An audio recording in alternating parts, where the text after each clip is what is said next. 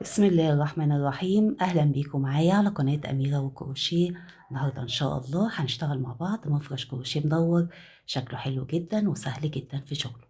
المفرش هنا عبارة عن 16 سطر، والجزء في السطر بيتكرر 8 مرات، عشان كده هتلاقيه سهل جدا في شغله ومش بياخد معانا وقت. أنا هنا اشتغلت بخيط قطن مصري، أخد مني حوالي 65 جرام من الخيط. طلع طول القطر فيه حوالي 32 سنتي، وطبعا مقاس المفرش ووزن الخيط هيختلف معاكي حسب نوع الخيط اللي هتشتغلي بيه. يلا بينا نبدأ مع بعض إن شاء الله في تنفيذ المفرش. وقبل ما نبدأ، لو انت لسه جديدة معايا في القناة، ما تنسيش تشتركي في القناة وتفعلي الجرس عشان يوصلك كل جديد، واكتبي لي تعليق قولي لي فيه بتتابعيني من أي بلد.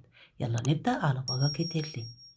نبدأ بسم الله الرحمن الرحيم. أول حاجة بتشتغلي دايرة سحرية، أو بتشتغلي 5 سلاسل وتقفليهم ومنزلقة، وبعد كده بتشتغلي جواهم السطر الأول. أنا هشتغل الدايرة السحرية، وأنا بشتغل الدايرة السحرية بعمل عقدة البداية وبوسعها وبدخل أشتغل تحت طرفين الخيط. انت بتشتغلي الدايرة السحرية بالطريقة اللي انت متعودة عليها. السطر الأول بدايته بترتفعي 3 سلاسل باعتبارهم عمود، سلسلة 2 3، تاخدي لفة على الإبرة وبتدخلي جوه الدايرة السحرية أو حلقة البداية، تشتغلي 11 عمود بلفة. عمود 2 3 4 5، وبتكمليهم لحد ما يبقى عندك 11 عمود بلفة. آخر السطر الأول بعد ما كملتيهم 11 عمود بلفة بارتفاع 3 سلاسل، فبكده السطر الأول يبقى عندنا فيه 12 عمود بلفة. آخر السطر بتقفلي المنزلقة على تالت سلسلة من سلاسل الارتفاع، فبتسيبي أول سلسلة تحت والتانية وتدخلي كده جوه التالتة، تسحبي الخيط وبتعديه من على اللفة اللي على الإبرة المنزلقة. بعد كده بتضيقي الدايرة السحرية تمام بالشكل ده، وبإبرة التقفيل بتقفلي تحت الأعمدة في اتجاه الأعمدة كده، وبعد كده بتقصي الخيط. ده كده السطر الأول عندنا فيه 12 عمود بلفة بما فيهم ارتفاع 3 سلاسل. السطر التاني هتدخلي تشتغلي غرزة حشو جوه أول عمود. على أول عمود قبلك كده بعد ارتفاع 3 سلاسل بتنزلي تحت الطرفين تشتغلي غرزة حشو. بعد غرزة الحشو بتشتغلي سلسلة، الحشو سلسلة دول يعتبروا عمود. على نفس العمود بتشتغلي عمود بلف، فكده على أول عمود اشتغلنا عمودين باعتبار إن الحشو سلسلة دول أول عمود. على العمود اللي بعده بتشتغلي عمودين، 1 2، وده اللي بيتكرر معاكي لحد آخر السطر. بنزود فبنشتغل على كل عمود عمودين، 1 2، بتكرري كده لحد آخر السطر. على كل عمود بتشتغلي عمودين. آخر السطر التاني بعد ما اشتغلتي على كل عمود عمودين فاضل عندنا عمودين، ودول هنشتغلهم تحت المنزلقة اللي قفلنا بيها السطر اللي تحت. فبتدخلي كده تحت المنزلقة بالشكل ده كده، وتشتغلي عمود وترجعي تدخلي تاني نفس المكان تحت المنزلقة وتشتغلي العمود التاني. فكده كملوا معانا عدد الأعمدة وبقى عندنا 24 عمود بلفة. أول عمود منهم الحشو سلسلة، بنقفل فين؟ بنقفل على السلسلة، فبتسيبي غرزة الحشو وبتدخلي جوه السلسلة تسحبي الخيط وتعديه من على اللفة اللي على الإبرة المنزلقة. ده كده السطر التاني عندنا فيه 24 عمود بلفة. السطر التالت بدايته هتدخلي تشتغلي غرزة حشو على أول عمود قبلك، فبتنزلي كده تحت طرفين العمود الأول تشتغلي غرزة حشو. بعد غرزة الحشو بتشتغلي سلسلة، والحشو السلسلة دول بيعتبروا عمود اشتغلناه على عمود. على العمود اللي بعده بتشتغلي عمود، فكده بقوا 2. على اللي بعده عمود، فكده بقى عندنا 3 أعمدة. بعد ال3 أعمدة بتشتغلي سلسلتين. بعد كده بتشتغلي 3 أعمدة على كل عمود عمود. بنشتغل الأعمدة ورا بعض مش بنسيب أعمدة، فهتشتغلي كده 3 أعمدة على كل عمود عمود، 1 2 3. بعد ال3 أعمدة بتشتغلي سلسلتين وبتكرري السطر كله. هيمشي معاكي 3 أعمدة على كل عمود عمود، وبعد ال3 أعمدة سلسلتين، 1 2 3 وسلسلتين. بتكرري كده لحد اخر السطر 3 اعمدة على كل عمود عمود، وبعد ال3 اعمدة بتشتغلي سلسلتين. اخر السطر التالت بيبقى عندك عمودين، والعمود التالت بنشتغله تحت المنزلقة. بتدخلي كده تحت المنزلقة، تسحبي الخيط وتشتغلي العمود. واخر السطر مش هنشتغل سلسلتين، هنقفل بنص عمود. هتاخدي لفة على الابرة وبتدخلي جوه السلسلة، تسيبي غرزة الحشو وتدخلي كده جوه السلسلة، تشتغلي نص عمود، بتسحبي الخيط وعندك 3 لفات، هتاخدي 3 لفات مع بعض كده بسحبة واحدة. ده كده شكل السطر التالت، ماشي معانا عبارة عن 3 أعمدة سلسلتين. السطر الرابع بدايته هتدخلي كده تحت النص عمود وتشتغلي غرزة حشو. بعد غرزة الحشو بتشتغلي سلسلة، كده يعتبر اشتغلنا عمود. سلسلتين وبتدخلي تاني تشتغلي عمود تحت النص عمود، يعني يعتبر جوه السلسلتين اشتغلنا عمود سلسلتين عمود. بعد كده هتشتغلي 3 أعمدة على كل عمود عمود. على أول عمود عمود، وعلى التاني عمود،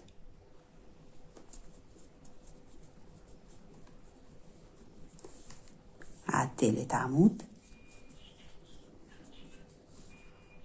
وجوه السلسلتين عمود سلسلتين عمود، عمود وسلسلتين وعمود. احنا كده بنشتغل جوه السلسلتين عمود سلسلتين عمود، وبعدين بنشتغل 3 أعمدة على كل عمود عمود، فبيبقى جزء عبارة عن 5 أعمدة، 1 2 3 4 5 سلسلتين. تمام. العمود الخامس بنشتغله جوه السلسلتين وبعدين سلسلتين، والعمود الأول في الجزء اللي بعده بنشتغل جوه السلسلتين، يعني جوه السلسلتين عمود سلسلتين عمود. بتكرري بعد ما بتشتغلي عمود سلسلتين عمود جوه السلسلتين، بتشتغلي 3 أعمدة على كل عمود عمود، 1 2 3 جوه السلسلتين عمود سلسلتين عمود. هتكرري بالشكل ده. تمام. جوه السلسلتين عمود سلسلتين عمود، وعلى 3 أعمدة على كل عمود عمود، فبيبقى جزء عبارة عن 5 أعمدة سلسلتين. هتكرري كده لحد آخر السطر. آخر السطر الرابع بعد ما كررتي واشتغلتي جوه السلسلتين عمود سلسلتين عمود، هيبقى بقى عندك تحت 3 أعمدة، فهتشتغلي على كل عمود منهم عمود، 1 2 3، وهنقفل بمنزلقة على السلسلة. هتسيبي غرزة الحشو وبتدخلي كده جوه السلسلة، تسحبي الخيط وبتعديه من على اللفة اللي على الإبرة بمنزلقة. ده كده شكل السطر الرابع. احنا كده كملوا معانا ال5 أعمدة، 1 2 3 4، والعمود الخامس كان الحشو سلسلة. السطر الخامس بدايته بتدخلي جوه السلسلتين تشتغلي غرزة حشو.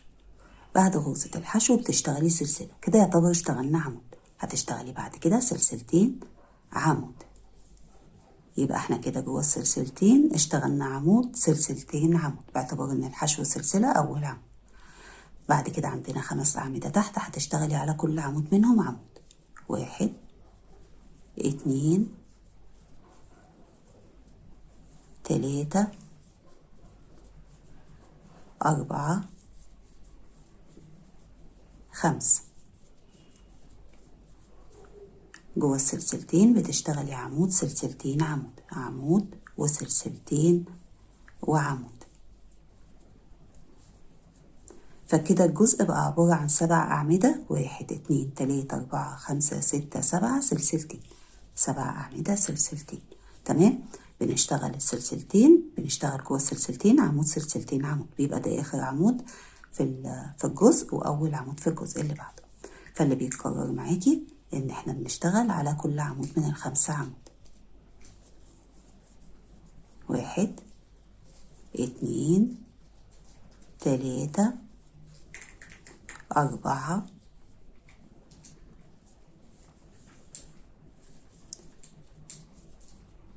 5،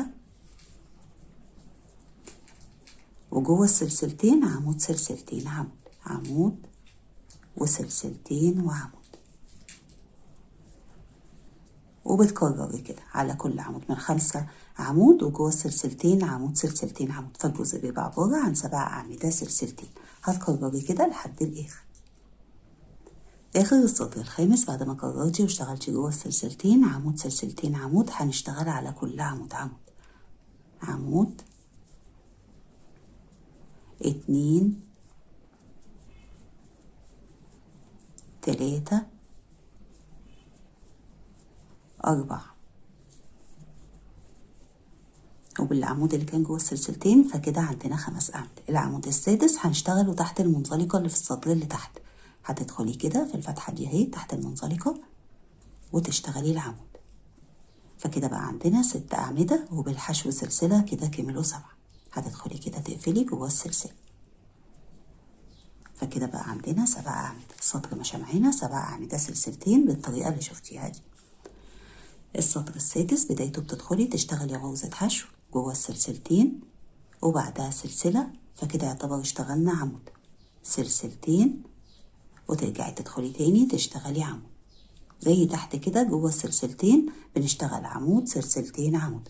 هتشتغلي بعد كده على كل عمود عمود كده. 1 2 3 4 5 6 7. اشتغلنا 7 أعمدة على كل عمود عمود. جوه السلسلتين بتشتغلي عمود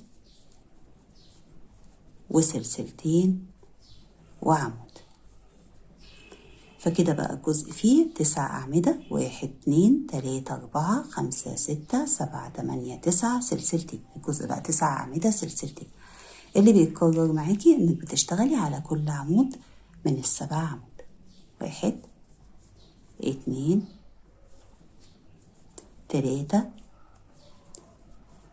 4 5 6 7. جوه السلسلتين بتشتغلي عمود، سلسلتين، عمود، عمود، سلسلتين، عمود، وبتكرري كده بنفس الطريقة.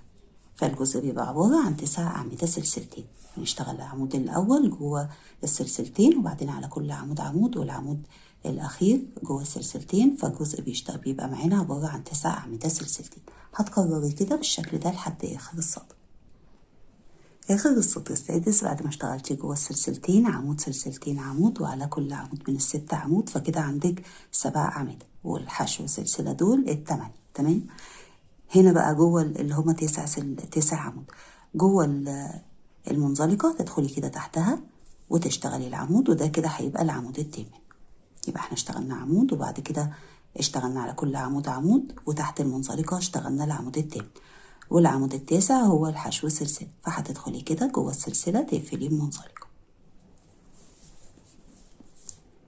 السطر السابع بدايته بتدخلي تشتغلي غرزة حشو جوه السلسلتين وبترتفعي سلسلة، فكده يعتبر اشتغلنا عمود، سلسلتين، عمود. كده جوه السلسلتين اشتغلنا عمود، سلسلتين، باعتبار ان الحشو سلسلة دول اول عمود.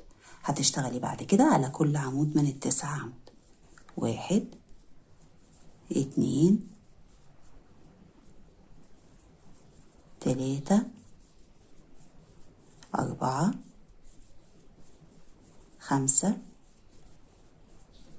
6 7 8 9. كده اشتغلنا على 9 أعمدة اللي تحت على كل عمود عمود. جوه السلسلتين عمود وسلسلتين وعمود، فكده بقى الجزء عبارة عن 11 عمود. 1 2 3 4 5 6 7 8 9 10 11 سلسلتين. 11 عمود سلسلتين بالطريقة اللي اشتغلناها كده. فانت دلوقتي هتشتغلي على كل عمود عمود وجوه السلسلتين عمود، سلسلتين، عمود، فهيبقى الجزء عبارة عن 11 عمود سلسلتين. هتكرري كده وهيجي اقفل معاك السطر. آخر السطر الثامن بعد ما اشتغلتي عمود، سلسلتين، وبعدين على كل عمود عمود، فكده عندنا 9 أعمدة. العمود العاشر بنشتغله تحت المنزلقة، وال11 هو الحشو سلسلة. فهتدخلي كده جوه السلسلة تسحبي الخيط وتعديه من على اللفة اللي على الإبرة بمنزلقة. ده كده شكل السطر السابع. تمام، احنا كده خلصنا الجزء ده وهنبدأ بقى نشتغل في باقي المفرش. فانت لو حبيتي تشتغلي مفرش كبير للأرضية مثلا ويكون سهل وبسيط عليكي، فممكن تشتغلي بنفس الطريقة كده، تفضلي تزودي في كل جزء بيزيد معاكي في كل سطر عمودين، وبيكبر بقى معاكي وبيبقى سهل وبسيط، وفي الآخر بتشتغلي غرز حشو، فكده بيبقى سجادة سهلة وبسيطة بالطريقة دي. تمام، دلوقتي هنشتغل السطر الثامن وهنشتغله بقى بطريقة مختلفة. هتدخلي جوه السلسلتين تشتغلي غرزة حشو، وترجعي تاني تشتغلي غرزة حشو، فكده جوه السلسلتين اشتغلنا غرزتين حشو. عندنا 11 عمود، على أول عمود منهم بتشتغلي غرزة حشو، وعلى التاني بتشتغلي غرزة حشو. كده بقى عندنا 4. احنا المفروض هيبقى عندنا 6. هنيجي في آخر السطر ونشتغل غرزة الحشو الأولى والتانية. هتشتغلي بعد كده 9 سلاسل، 1 2 3 4 5 6 7 8 9، وبتسيبي 7 أعمدة تحت. تمام، 1 2 3 4 5 6 7. هيتبقى عندك العمود العاشر وال11، فبتشتغلي على العاشر غرزة حشو، وعلى العمود ال11 غرزة حشو. يعني بتشتغلي غرزتين الحشو على أول عمودين، وعلى آخر عمودين برضو بتشتغلي غرزتين حشو. هتدخلي جوه السلسلتين تشتغلي غرزتين حشو، 1 2، وعلى أول عمودين على كل عمود غرزة حشو، 1 2. فكده بقى عندنا 6 غرز حشو، 1 2 3 4 5 6. غرزتين حشو على العمود العاشر وال11، غرزتين حشو جوه السلسلتين، غرزتين حشو على العمود الأول والعمود التاني من الجزء اللي بعده، وبعدهم بقى 9 سلاسل، 1 2 3 4 5 6 7 8 9. كده اشتغلنا 9 سلاسل. هتسيبي ال7 أعمدة، أو إنك بتدخلي كده على العمود اللي قبل الأخير على طول تشتغلي غرزة حشو اللي هو العاشر، وعلى ال11 غرزة حشو، وتدخلي جوه السلسلتين تشتغلي غرزة الحشو التالتة، غرزة الحشو الرابعة، وعلى أول عمودين الخامسة والسادسة. فكده الجزء بيمشي معاكي 9 سلاسل، وبتسيبي تحت 7 أعمدة، وبعدين بتشتغلي 6 غرز حشو بالطريقة دي. هتكرري كده 9 سلاسل 6 غرز حشو لحد آخر السطر. آخر السطر الثامن بعد ما كررتي واشتغلتي 9 سلاسل هنشتغل آخر غرزتين حشو، فهتسيبي ال7 أعمدة، وهنا هنشتغل على العمود الأخير هنا. تمام، يعني هتسيبي كده عمود 2 3 4 5 6 7، وبتدخلي على العمود تشتغلي غرزة الحشو الأولى، وغرزة الحشو التانية بتشتغليها تحت المنزلقة. فكده كملوا معانا 6 غرز حشو. هتقفلي بمنزلقة على غرزة الحشو، تدخلي كده على غرزة الحشو وبتقفلي بمنزلقة. ده كده شكل السطر زي ما انت شايفة. ده كده الشكل عندك. هنشتغل جواه دلوقتي. السطر التاسع بدايته هنشتغل غرزة حشو على أول غرزة حشو عندك اللي هي تعتبر التالتة، فهتدخلي كده على غرزة الحشو تسحبي الخيط وتاخدي اللفتين مع بعض كده بسحبة واحدة. كده اشتغلنا غرزة حشو على غرزة الحشو. بعد كده هنشتغل على كل غرزة حشو غرزة حشو، فدي كده 2 3 4. كده اشتغلنا في أول السطر 4 غرز حشو، وهنيجي في آخر السطر نشتغل الاتنين فهيكملوا 6. أما جوه السلاسل فهنشتغل 13 غرزة حشو. بتدخلي كده تشتغلي غرزة حشو 2، وبتبقي مقربة ايدك وانت بتشتغلي غرز الحشو 3 4 5 6 7 8 9 10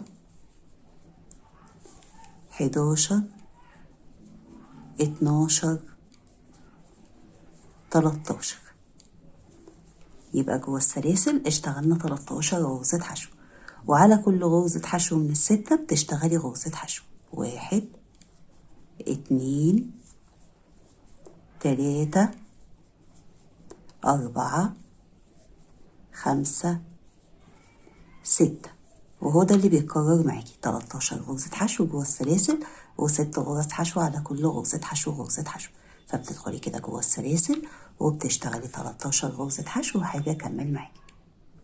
انا كده اشتغلت 13 غرزة حشو. بتشتغلي بعد كده على كل غرزة حشو من الستة غرزة حشو. 1 2 3 4 5 6. وبتكرري بقى بنفس الطريقة 13 غرزة حشو وبعدين 6 غرز حشو على كل غرزة حشو غرزة حشو، وهنيجي نقفل السطر. آخر السطر التاسع بعد ما اشتغلتي 13 غرزة حشو بنشتغل غرزتين الحشو اللي في أول السطر، فبتشتغلي غرزة حشو على أول غرزة حشو وغرزة حشو على التانية، فكده كملوا معانا 6. وبتقفلي بمنزلقة على غرزة الحشو. هتدخلي كده على غرزة الحشو اللي احنا كنا اشتغلناها في أول السطر وتسحبي الخيط وتعدي من على اللفة اللي عليه. ده كده شكل السطر التاسع. السطر العاشر بدايته هنشتغل على تالت غرزة حشو عمود، احنا كده فوق تالت غرزة حشو، تمام؟ فهتدخلي كده تشتغلي عليها غرزة حشو. ده كده السطر العاشر، تمام؟ وبعد كده بتشتغلي سلسلة، فكده يعتبر الغرزة حشو سلسلة دول عمود اشتغلناه على تالت غرزة حشو. هتشتغلي بعد كده سلسلتين وعلى الرابعة بتشتغلي عمود، فكده على تالت غرزة حشو اشتغلنا عمود وبعدين سلسلتين وعلى الرابعة اشتغلنا عمود، سلسلتين وبتسيبي غرزة الحشو الخامسة والستة، وعلى أول غرزة حشو من 13 هتشتغلي غرزة حشو. يبقى كده اشتغلنا عمود سلسلتين عمود سلسلتين، تمام؟ هنشتغل على 13 غرزة حشو على كل غرزة حشو غرزة حشو. كده 1 2 3 4 5 6 7 8 9 10 11 12 13. كده اشتغلنا 13 غرزة حشو على كل غرزة حشو غرزة حشو. هتشتغلي بعد كده سلسلتين، وده كده بداية التكرار معاكي. بتشتغلي سلسلتين، احنا كده وصلنا للست غرز حشو، قبلهم بيبقى في سلسلتين، وبتسيبي أول غرزة حشو من الستة والتانية، وعلى التالتة بتشتغلي عمود وبعده سلسلتين، وعلى الرابعة بتشتغلي عمود وبعده سلسلتين. فكده اشتغلنا سلسلتين عمود على تالت غرزة حشو سلسلتين عمود على الرابعة سلسلتين، يعني الجزء عبارة عن 13 غرزة حشو سلسلتين عمود سلسلتين عمود سلسلتين، تمام؟ هتسيبي غرزة الحشو اللي هي الخامسة والستة، وعلى أول غرزة حشو من 13 هتشتغلي غرزة حشو وعلى التانية غرزة حشو، وبتشتغلي كده على كل غرزة حشو من 13 غرزة حشو. بعد ما بتشتغلي على 13 غرزة حشو على كل غرزة حشو غرزة حشو بتشتغلي سلسلتين عمود على تالت غرزة حشو سلسلتين عمود على رابع غرزة حشو سلسلتين، وبتسيبي بقى الخامسة والستة وبتكرري. هو ده كده الجزء اللي بيتكرر معاكي لحد آخر السطر. 13 غرزة حشو سلسلتين عمود على تالت غرزة حشو سلسلتين عمود على الرابعة سلسلتين، هتكرري كده لحد آخر السطر. آخر السطر العاشر بعد ما اشتغلتي على 13 غرزة حشو على كل غرزة حشو غرزة حشو بتشتغلي سلسلتين وبتقفلي منزلقة على السلسلة، بتسيبي غرزة الحشو وبتدخلي جوه السلسلة اللي بعدها تشتغلي منزلقة، تمام؟ وبيبقى باقي عندك بعدها سلسلتين اللي هما الفرق ما بين العمود واللي بعده. وده كده شكل السطر. السطر ال11 هنشتغل جوه السلسلتين غرزة كلاستر من عمودين والعمود فيها بلفة، وبعدين سلسلتين غرزة كلاستر من عمودين بلفة، تمام؟ فهتدخلي كده تشتغلي جوه السلسلتين غرزة حشو وبعدها سلسلة. ده كده أول عمود من غرزة الكلاستر. هتدخلي كده وتشتغلي عمود بلف، فكده يعتبر اشتغلنا غرزة الكلاستر الأولى سلسلتين، وبنشتغل غرزة الكلاستر التانية. فبتدخلي تاني جوه السلسلتين تشتغلي العمود، تاخدي منه لفتين وتسيبي لفة، تاخدي لفة على الإبرة وتشتغلي تاني عمود، تاخدي منه لفتين وتسيبي لفة، يبقى عندك 3 لفات على الإبرة، بتاخدي ال3 مع بعض بسحبة واحدة. كده اشتغلنا تاني غرزة كلاستر سلسلتين. يبقى كده جوه السلسلتين اشتغلنا غرزة كلاستر سلسلتين غرزة كلاستر وبعدها سلسلتين. هتسيبي أول غرزة حشو من 13 وعلى التانية بتشتغلي غرزة حشو وبتكمليهم 11 غرزة حشو على كل غرزة حشو غرزة حشو، يعني بنسيب أول غرزة حشو وآخر غرزة حشو. كده اشتغلنا واحدة 2 3 4 5 6 7 8 9 10 11 وبنسيب آخر غرزة حشو. يبقى سيبنا الأولى من 13 وسيبنا 13. بعد كده بتشتغلي سلسلتين، وجوه السلسلتين اللي ما بين العمود واللي بعده هتشتغلي غرزة كلاستر من عمودين، بتشتغلي من كل عمود عمود كده وتسيبي منه لف عمود 2 وبتاخدي ال3 لفات كده. قفلنا غرزة الكلاستر، بعدها سلسلتين وبتدخلي تشتغلي تاني غرزة كلاستر جوه السلسلتين، عمود تسيبي منه لفة والتاني تسيبي منه لفة وبتاخدي ال3 لفات مع بعض. بعد كده بتشتغلي سلسلتين، يبقى الجزء اللي بيتكرر معاكي عبارة عن سلسلتين، وجوه السلسلتين بتشتغلي غرزة كلاستر، سلسلتين غرزة كلاستر، سلسلتين، وبعد كده بتشتغلي 11 غرزة حشو. فهتسيبي أول غرزة حشو وابتداء من على التانية بتشتغلي أول غرزة من ال11 وبتكملي كده لحد ما يبقى عندك 11 غرزة حشو. تمام؟ هتكملي بقى انت بقى لحد ما يبقى عندك 11 غرزة حشو، يعني بتسيبي الأولى والأخيرة وبعد كده بتشتغلي سلسلتين غرزة كلاستر، سلسلتين غرزة كلاستر جوه السلسلتين وسلسلتين. فهو ده كده الجزء اللي بيتكرر معاكي لحد آخر السطر. هتكرري كده ونيجي نقفل السطر مع بعض. آخر السطر ال11 بعد ما اشتغلتي ال11 غرزة حشو بتشتغلي سلسلتين 1 2 وبتقفلي بمنزلقة على العمود، بتسيبي الحشو سلسلة وبتقفلي بمنزلقة، بتدخلي كده تحت طرفين العمود تسحبي الخيط وتعديه من على اللفة اللي عليه. قفلنا على العمود عشان دي غرزة كلاستر. تمام؟ وده كده شكل السطر ال11.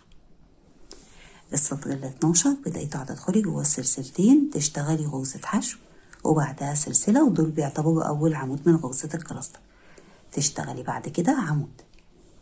كده اشتغلنا جوه السلسلتين غرزة كلاستر، سلسلتين وبتدخلي تاني تشتغلي غرزة كلاستر بنفس الطريقة.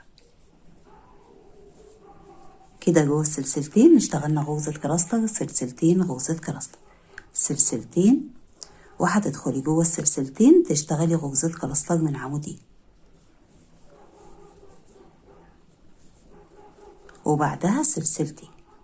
هنيجي في الآخر نشتغل غرزة كلاستر، فهيبقى عندنا 4 غرز كلاستر ما بين كل غرزة واللي بعدها سلسلتين. هنا هيبقى عندنا 9 غرز حشو، هنسيب أول واحدة ونسيب الأخيرة. فهتسيبي أول غرزة حشو وابتداء من التانية بتشتغلي 9 غرز حشو على كل غرزة حشو غرزة حشو. 1 2 3 4 5 6 7 8 9 وبتسيبي آخر غرزة حشو. سيبنا الأولى وسيبنا الأخيرة. هتشتغلي سلسلتين، وهنا احنا بقى بنكرر، بنشتغل سلسلتين. جوه السلسلتين هتشتغلي غرزة كلاستر من عمودين اللي هي قلتلك هنيجي نشتغلها في آخر السطر، يعني هنا الجزء مش كامل. تمام؟ يبقى سلسلتين غرزة كلاستر جوه السلسلتين، سلسلتين جوه السلسلتين هنشتغل غرزة كلاستر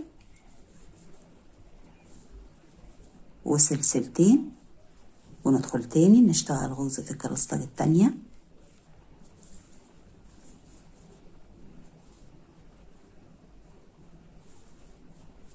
وسلسلتين. كده اشتغلنا غرزتين كلاستر جوه السلسلتين. اما جوه السلسلتين اللي قبل غرز الحشو بتشتغلي غرزة كلاستر وسلسلتين. فده كده بيبقى الشكل عندك، بيبقى عندك هنا 4 من غرزة الكلاستر، 1 2 3 4 ما بين كل غرزة واللي بعدها عندك سلسلتين. بعد السلسلتين بتشتغلي 9 غرز حشو، فبتسيبي أول غرزة حشو وابتداء من على التانية بتشتغلي 9 غرز حشو. 1 2 3 4 5 6 7 8 9. وبتسيبي اخر غرزة حشو ما بتشتغليش عليها وبتكرري بقى، فبتشتغلي سلسلتين وبالتكرار عندك من اول السلسلتين لحد غرزة الحشو. تمام، اخر غرزة حشو هتكرري كده، وانا هاجي اقفل معاكي بقى لما نكمل الجزء ده. اخر السطر ال 12 بعد ما كررتي واشتغلتي غرز الحشو هتشتغلي سلسلتين، وبتدخلي جوه السلسلتين تشتغلي غرزة الكلاستر وسلسلتين وبتقفلي على العمود. اسحبي الخيط كده وتعديه من على اللفة اللي على الإبرة بمنزلقة. ده كده شكل السطر ال 12. السطر ال 13 بدايته هندخل جوه السلسلتين نشتغل غرزة حشو، وبعدها بتشتغلي سلسلة وتدخلي تشتغلي عمود. كده اشتغلنا جوه السلسلتين غرزة كلاستر، بعدها 3 سلاسل 1 2 3، يبقى هنا بقوا 3 سلاسل زادوا سلسلة عن السطر اللي تحت. هتدخلي جوه السلسلتين تشتغلي غرزة كلاستر، يبقى احنا هنا اشتغلنا غرزة كلاستر واحدة بس، تحت كنا بنشتغل 2، هنا واحدة بس وبعدها 3 سلاسل. تمام، بعد غرزة الكلاستر 3 سلاسل، وهنا بقى هندخل جوه السلسلتين اللي بعد غرزة الكلاستر نشتغل غرزة كلاستر. تمام، بعد غرزة الكلاستر هنا مفيش سلاسل، هتسيبي اول غرزة حشو وتبدأي تشتغلي 7 غرز حشو على كل غرزة حشو غرزة حشو، يبقى بعد غرزة الكلاستر مفيش سلاسل. تمام كده 1 2 3 4 5 6 7، وسيبنا اخر غرزة حشو ما اشتغلناش عليها. احنا في اخر السطر بقى هنيجي نشتغل غرزتين كلاستر. تمام، الجزء بقى اللي هيكرر معاكي هو اللي انا هشتغله معاكي دلوقتي، مفيش سلاسل ما بين الحشو وما بين غرزة الكلاستر اللي هنشتغلها دلوقتي. فهتدخلي كده تشتغلي غرزة كلاستر من عمودين، يعني بعد غرزة الحشو على طول كده بتشتغلي غرزة الكلاستر 3 سلاسل 1 2 3، جوه كل سلسلتين هتشتغلي غرزة كلاستر وبعدها 3 سلاسل. كده دي تاني غرزة كلاستر، 3 سلاسل 1 2 3 جوه السلسلتين، كده تالت غرزة كلاستر.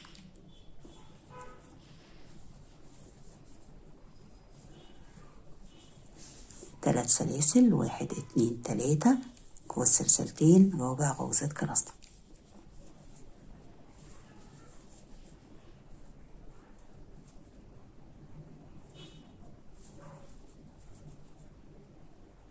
واحد 2 هنا 3. تمام، 1 2 3 كده اشتغلنا 3. هتشتغلي غرزة الكلاستر و3 سلاسل 1 2 3، ونشتغل غرزة الكلاستر جوه اخر سلسلتين. وبعد غرزة الكلاستر بقى على طول بتشتغلي غرزة الحشو، فبتسيبي غرزة حشو وتشتغلي على اللي بعدها أول غرزة حشو من ال7. فكده في الجزء ده عندنا 1 2 3 4 5 من غرز الكلاستر، ومن ال3 سلاسل 1 2 3 4، ما بنشتغلش سلاسل قبل الحشو ولا بعد الحشو. تمام، كده اشتغلنا أول غرزة حشو من ال7، بتكمليهم 7. كده 2 3 4 5 6 7، بيبقى بقى عندك غرزة حشو مش بنشتغل عليها.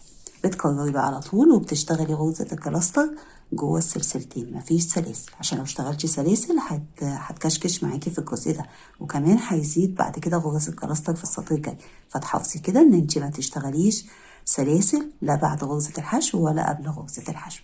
هتكرري الجزء ده كده لحد اخر السطر. اخر السطر 13 بعد ما كررتي واشتغلتي غرز الحشو هتاخدي لفة على الإبرة وتدخلي جوه السلسلتين على طول كده من غير سلاسل، تشتغلي غرزة الكلاستر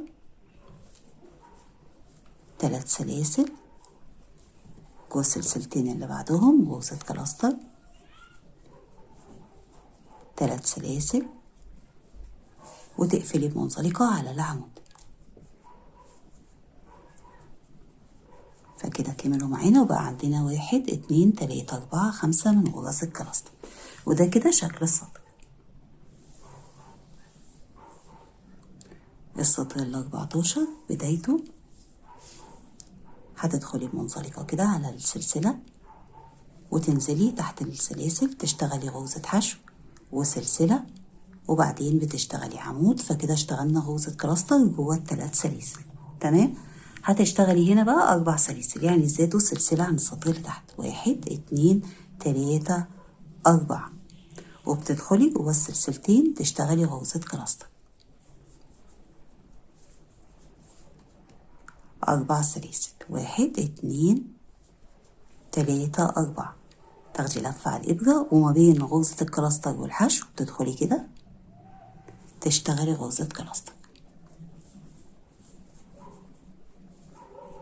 اشتغلناها ما بين غرزة الكلاستر والحشو. تمام. فبقى عندنا في أول السطر 3 من غرزة الكلاستر و2 من ال4 سلاسل، وهنيجي في الآخر نكمل الباقي.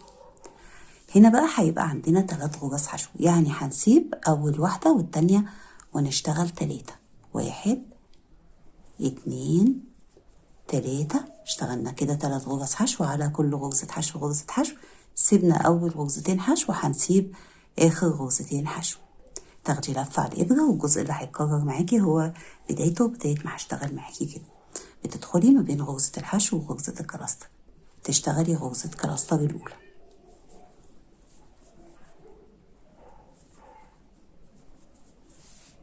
بعد كده بتشتغلي 4 سلاسل، 1 2 3 4، تدخلي جوه السلاسل تشتغلي غرزة الكلاستر التانية، يعني جوه كل واحدة من ال3 سلاسل اللي بعد كده هتشتغلي غرزة كلاستر وبعدها 4 سلاسل، 1 2 3 4، تدخلي جوه السلاسل تشتغلي غرزة الكلاستر 4 سلاسل، غرزة الكلاستر جوه السلاسل اللي بعدها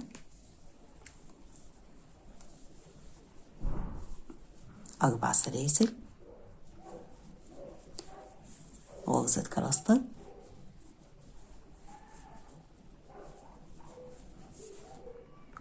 4 سلاسل. آخر غرزة كلاستر بنشتغلها ما بين غرزة الكلاستر وغرزة الحشو، تدخلي كده ما بينهم تشتغلي غرزة الكلاستر.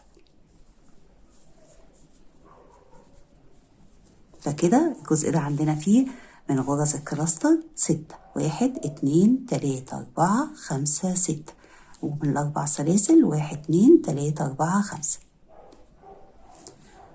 بعد غرزة الكلاستر الأخيرة هتدخلي كده هتسيبي أول غرزة حشو والتانية، وابتداء من على التالتة بتشتغلي 3 غرز حشو على كل غرزة حشو غرزة حشو، يعني بنسيب الأولى والتانية والخمسة والستة والسبعة. تمام.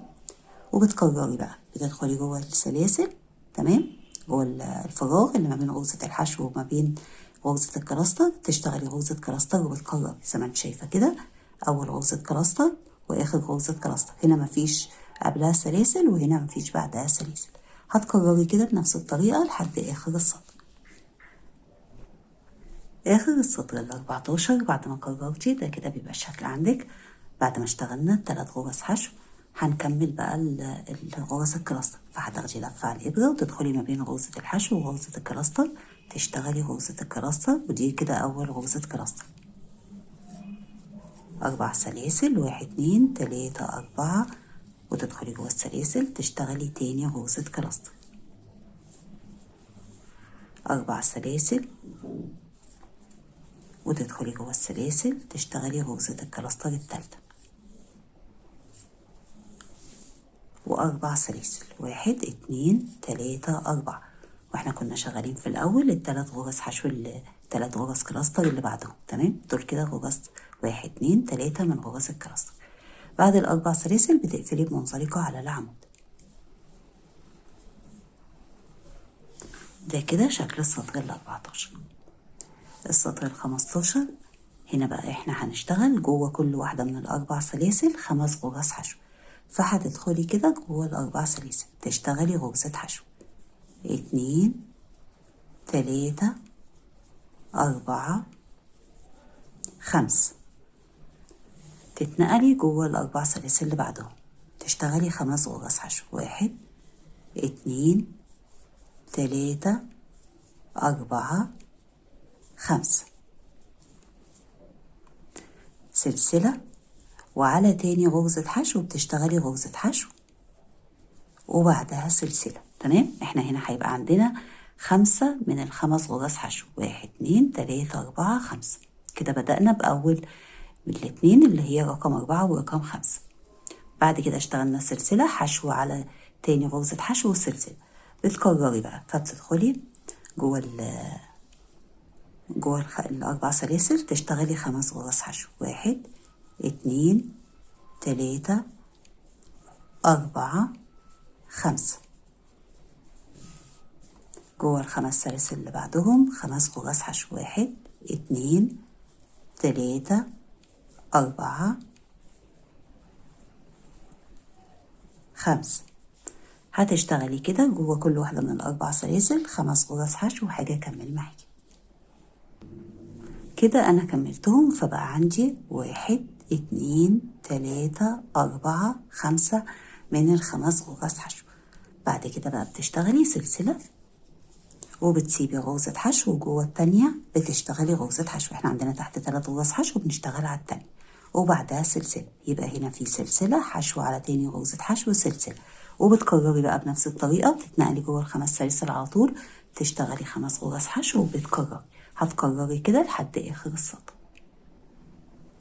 آخر السطر 15 بعد ما كررتي ووصلتي للآخر، أنا هنا اشتغلت ال3 من الخمس غرز حشو، 1 2 3 اللي هي الأولى والتانية والتالتة. كنا شغالين في الأول الرابعة والخامسة. بعد خامس غرزة حشو بتقفلي بمنزلقة على أول غرزة حشو. خدي كده وتسحبي الخيط وبتعديه من على اللفة اللي على الإبرة. تمام. السطر اللي جاي هو آخر سطر معانا في المفرش، فاحنا هنشتغل بالطريقة اللي هقولك عليها دلوقتي. تمام، احنا عندنا هنا 1 2 3 4 5 من الخمس غرز حشو. هنشتغل عليها بالطريقة اللي هتشوفيها، فهتركزي معايا كده عشان وانتي بتكرري يبقى الشغل معاكي سهل وما تلاقيش فيه أي صعوبة. احنا عندنا هنا هنشتغل البداية على الربع 5 غرز حشو، هيبقى عندنا على كل غرزة حشو عمود بلفة. فهتدخلي كده وتشتغلي غرزة حشو على أول غرزة حشو وبعدها سلسلة، دي كده أول عمود بلفة. بعد كده هتشتغلي 1 2 3 4 فهيكملوا 5. فنقول ده كده أول واحد، كده 2 3 4 5. يبقى على الخمس غرز حشو رقم 4 اشتغلنا 5 أعمدة بلفة، على كل غرزة حشو عمود بلفة. تمام. الخمس غرز حشو رقم 5 بتشتغلي على أول 3 غرز منهم نص عمود. هتشتغلي كده نص عمود، تسحبي اللفة وتاخدي ال3 لفات مع بعض. كده 1. على اللي بعدها نص عمود، كده 2. على اللي بعدها كده نص عمود، فكده هيبقوا 3. يبقى اشتغلنا على ال3 غرز حشو 3 نص عمود. على الاتنين اللي باقيين بتشتغلي غرزتين حشو، على كل غرزة حشو غرزة حشو. تمام. فكده اشتغلنا 5 عمود بلفة، 3 نص عمود، 2 غرزة حشو. هتدخلي جوه السلسلة اللي قبل غرزة الحشو، تسحبي اللفة كده وتدخلي جوه السلسلة اللي بعد غرزة الحشو وتسحبي اللفة وتاخدي ال3 لفات مع بعض. تمام، بنفس الشكل كده. ودلوقتي بقى ده كده الجزء اللي احنا اشتغلناه ده كده هنيجي نكمله في الاخر، او انت بقى هتكمليه بالطريقه اللي هقولها.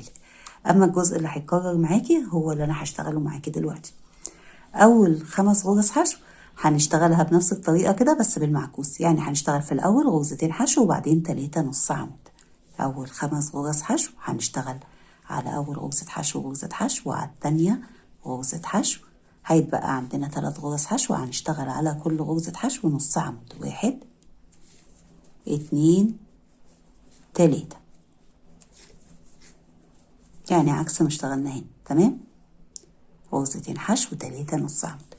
تاني 5 غرز حشو هنشتغل على كل غرزة حشو عمود بلفة، هيبقى عندنا عمود بلفة 2 3 4 5. كده اشتغلنا على أول 2 من ال5 غرز حشو. ال5 غرز حشو رقم 3 هتشتغلي على أول 3 منهم 3 عمود بلفتين. على كل غرزة حشو عمود بلفتين. ناخد عدد لفته كده على 3 مرات، كل لفتين مع بعض. تاخدي لفتين على الإبرة وتروحي على غرزة الحشو التانية تشتغلي عمود بلفتين، تاخدي عدد لفته كده على 3 مرات. على التالتة عمود بلفتين. كده اشتغلنا 3 أعمدة بلفتين. هتشتغلي سلسلتين وتدخلي كده على طرفين العمود، تسحبي الخيط وتعديه من على اللفة اللي على الإبرة بمنزلقة. وكده اشتغلنا بيكو من سلسلتين. عايزاها تبقى من 3 سلاسل فبتشتغلي 3 سلاسل وبتقفلي بنفس الطريقة. يبقى كده اشتغلنا 1 2 3 من العمود بلفتين، على التالت اشتغلنا بيكو.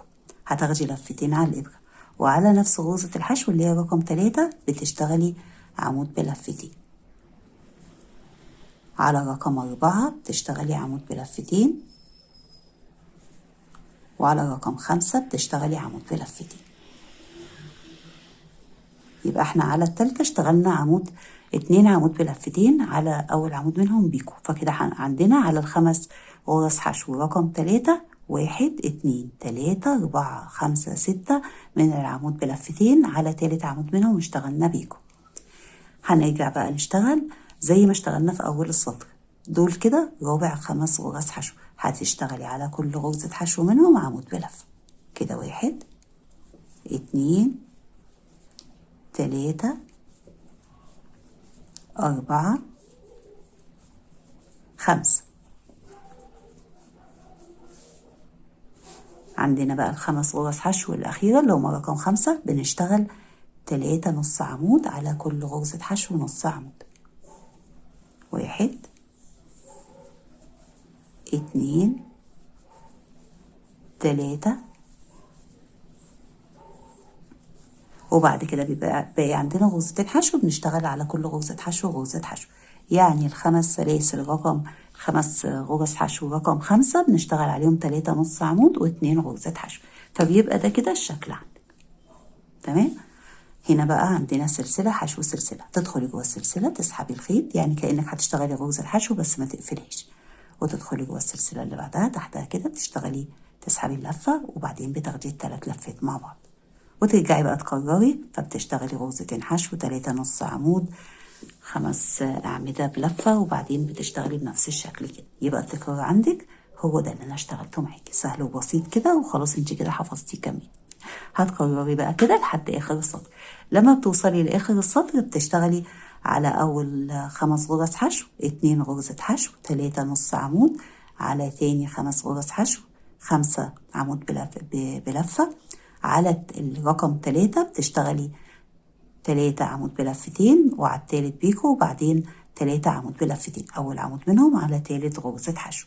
وهيجي بقى اقفل معاكي السطر، وبكده هنبقى ان شاء الله خلصنا المفرش. هتكرري كده بنفس الطريقة لحد الاخر.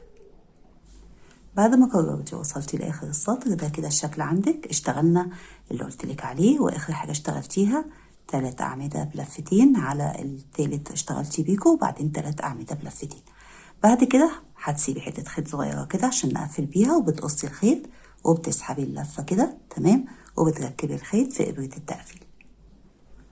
بعد ما ركبتي الخيط في إبرة التقفيل بتسيبي الحشو والسلسلة وبتدخلي على العمود تحت الطرفين كده بتوع العمود، وتعدي الخيط وتظبطي الشغل بالشكل ده. وبعدين بتدخلي ما بين الطرفين بتوع آخر عمود، تدخلي بالشكل ده كده. تمام. بتظبطي بقى الشغل بالشكل ده كده، بحيث ان يبقى السلاسل من الأعمدة من فوق مظبوطة بالشكل ده. وبتنزلي تحت العمود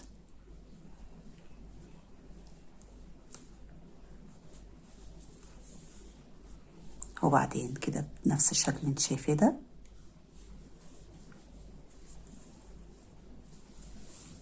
وبتعدي من تحت الأعمدة بقى أو تحت غرز الحشو.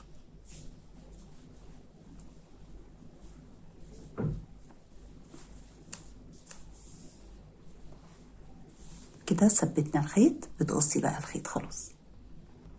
ده كده شكل المفرش بعد ما خلص. زي ما انت شايفة شكله حلو جدا ومفروض ومظبوط جدا جدا. أنا بكده خلصت فيديو المفرش، أتمنى الشرح يكون كان واضح ليكي، وإن شاء الله نتقابل في فيديو جديد، ولحد ما نتقابل أسيبكم في رعاية الله، والسلام عليكم ورحمة الله وبركاته.